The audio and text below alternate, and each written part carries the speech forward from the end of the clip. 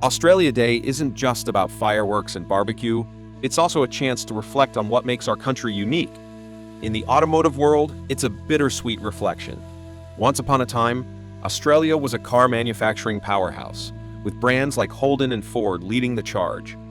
But now, sadly, those days are behind us, with Holden closed and Ford shifting focus overseas. But let's not forget, Australia's car legacy isn't just about Holden and Ford.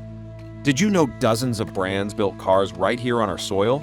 From Toyota and Mitsubishi to British Leyland and boutique gems like Bulwell and Elfin, our country has a rich and diverse car-making history. I'm sure you think muscle cars were purely an American thing, right? But think again. Australia had its roaring beasts that could go toe-to-toe with the best Detroit had to offer. Intrigued? You should be. Back in 1972, a car hit the streets of Australia that would cement itself as an icon, the Chrysler VH Charger. With its sleek design, powerful performance, and catchy campaign, it left a lasting impression on Aussie motoring culture. The Charger had a 4.3-liter inline-six engine, affectionately known as the Hemi 6. Now, compared to the monstrous V8 of the era, this might seem modest, but don't be fooled, it was a force to be reckoned with. The triple-carb setup gave it serious bite, making it a contender on the road and at the track. Introduced in 1971, the VH Charger was available in both two-door and four-door versions.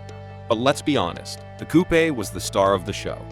Chrysler Australia had big ambitions for this car, even aiming to conquer the Bathurst 500, the pinnacle of Aussie motorsport. Though drivers like Leo Geoghegan and Doe Chivas gave it their all, the Charger couldn't quite overcome the dominance of Ford Falcons and Holden Toranas on the track. Sadly, the Charger's glory days were numbered. As Chrysler's influence in Australia began to fade in the late 1970s, so did the Charger. By 1981, Chrysler Australia was sold to Mitsubishi, marking the end of an era. The Tunsley Park plant, once the birthplace of the Charger, shifted to producing Mitsubishi vehicles like the Sigma and Colt before eventually focusing on the Magna in the late 1980s. Though Chrysler's chapter in Australian car manufacturing came to a close, the Charger remains a legend, a reminder of a time when bold designs and catchy slogans could turn a car into a cultural icon. Australia's history with muscle cars is full of roaring V8, and for good reason. We built some absolute legends. But in the twilight years of the Ford Falcon, a surprise contender emerged that proved you didn't need 8 cylinders to make an unforgettable car. Enter the Ford Falcon XR6 Turbo, introduced with the BF Falcon in 2002. The XR6 Turbo turned heads by delivering V8-like power, 326 horsepower, but with the added magic of turbocharged performance. It was lighter, quicker, and arguably more fun to drive than its V8 sibling, the X-Rate. On a winding road, the XR6 Turbo was in its element, often outpacing the bigger, heavier V8. Then came Ford performance vehicles to kick things up a notch. The F6 Typhoon variant pushed power to 362 horsepower, and later hit a staggering 415 horsepower, redefining what a 6-cylinder muscle car could be. But the XR6 Turbo wasn't just about power, it was a showcase of Aussie ingenuity. It demonstrated the local industry's ability to adapt and evolve. With a 0-100 miles per hour time of just 5.2 seconds, 406 pound-feet of torque at just 2,000 revolutions per minute, and a 5-star Australasian New Car Assessment Program safety rating, it proved that you didn't need a V8 to dominate the street. Even better, it was practical and economical. With the fuel consumption of it translates to approximately 19.6 miles per gallon, it offered bang-for-buck performance that made it one of the best muscle cars of the 2000s. The turbocharger's low-pressure design minimized turbo lag, delivering smooth, responsive acceleration every time you hit the pedal.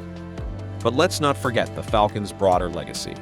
Since its Australian debut in 1960, the Falcon evolved into a versatile lineup, serving as taxis, cop cars, family sedans, and even utes. The XR6 Turbo and XR8 were the performance heroes, and while the XR8's 5.4-liter V8 roared with 353 horsepower, the XR6 Turbo stood tall with its sleek 4.0-liter inline-six, boosted by a Garrett GT40 turbocharger. For Americans watching this, you might be wondering why this car didn't make it to the US. While the Taurus held the spotlight stateside, Australians were living it up with the Falcon. This rear-wheel drive masterpiece was sporty, stylish, and full of character. It's a bittersweet story of what could have been. So, next time someone says muscle cars are all about V8, point to the XR6 Turbo, a car that rewrote the rules and left a turbocharged legacy in its wake. But here's where it gets really interesting.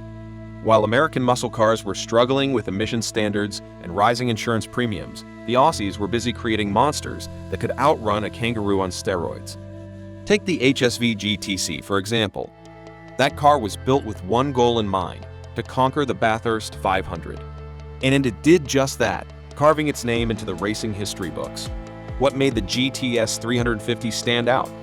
For starters, it came with a 5.7-liter small-block V8 engine, sourced from Chevrolet, delivering 300 horsepower and a top speed of 129 miles per hour. That's a whole lot of muscle for a car built in the late 1960s. But it wasn't just about power.